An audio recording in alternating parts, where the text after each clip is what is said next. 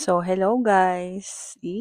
Meron na akong wireless mic. So, tingnan natin kung maganda to pag nakagamit ako ng ganito o yung direkta na lang sa cellphone. Pero kasi syempre, kung malayo yung shot ng camera, tapos malayo yung cellphone ko, baka hindi nyo nga marinig kung ano yung sinasabi ko, di ba? Sayang naman, di ba?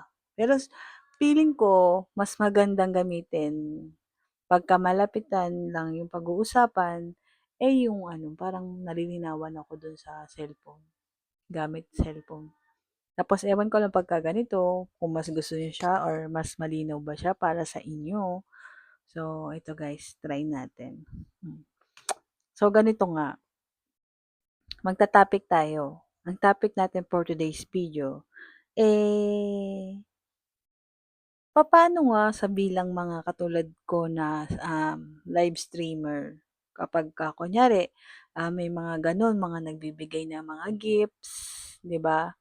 So, um, puwede ba nila yung bawiin kapagka may something na ano, katulad niyan 'di ba, ang ano ngayon natin sa social media is more on gifts, stars, dayas, coins, mga ganyan.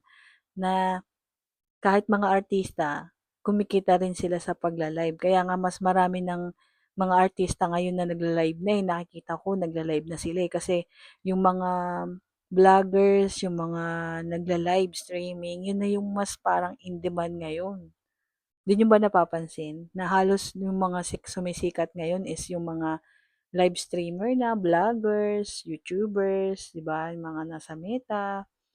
Kasi parang mas ano sila, mas updated sila, mas maraming nagfa-follow, maraming nagsu-subscribe. Alam mo yung gano'n? Kasi dati ang mga tao na kumikita sa mga palabas lang, sa mga teleserye, sa movies, mga ganyan, lalabas sa TV, yung mga gano'n 'di ba dati?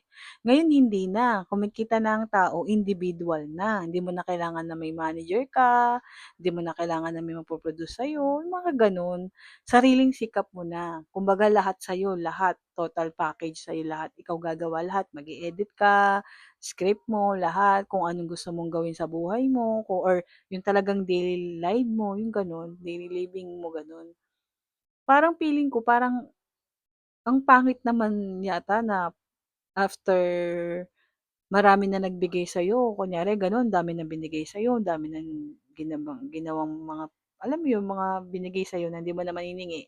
Tapos after dahil nga meron ng tulpo, tapos papatulpo ka, tapos labas ang mukha mo talaga sa social media.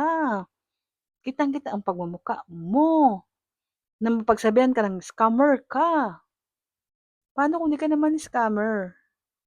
Paano kung yun talaga yung ng trabaho mo, na nabubuhay ka sa gifts sa mga bigay sa'yo, yung gano'n, 'di ba? Paano na lang nga yun? Ano masasabi niyo guys? Ito yung start natin guys ha, tulungan niyo ako dito ha. Damay-damay na 'to guys. Mag-comment kayo. Tapos yung ko-comment niyo dito, gagawan ko ng another video, okey? Lalagay ko kayo sa clip, okey? Game na 'to, game na talaga 'to. Tulungan niyo ako guys.